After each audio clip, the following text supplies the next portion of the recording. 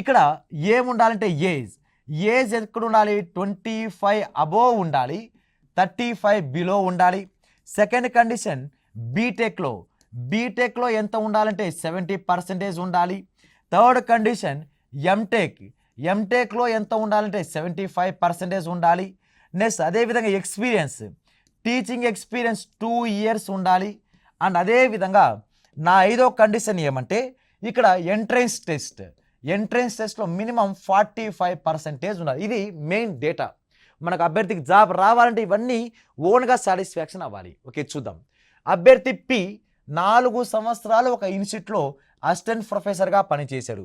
ఉండాల్సింది 2 ఇయర్సే, కానీ 4 ఇయర్స్ చేశాడు కాబట్టి ఇక్కడ ఎక్స్పీరియన్స్ ఓకే, సాటిస్ఫైడ్, పని చేస్తున్నాడు.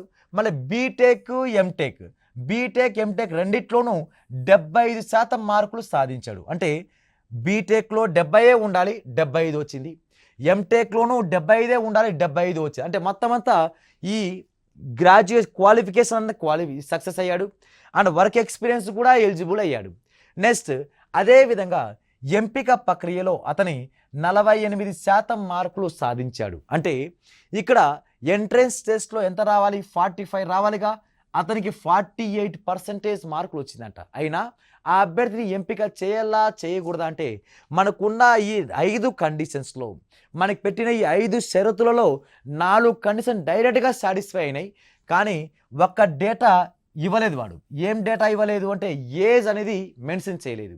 ఇక్కడ ఈ అభ్యర్థి పిని సెలెక్ట్ చేయాలంటే సెలెక్ట్ చేయొచ్చు, కానీ ఏమి ఇవ్వలేదు అంటే ఇక్కడ ఏజ్ ఇవ్వలేదు. కాబట్టి అభ్యర్థిని సెలెక్షన్ చేయడానికి దత్తాంశం సరిపోతుందా అంటే ఇంకా దత్తాంశం ఇంకా కావాలి, ఇంకా అదనపు సమాచారం కావాలి.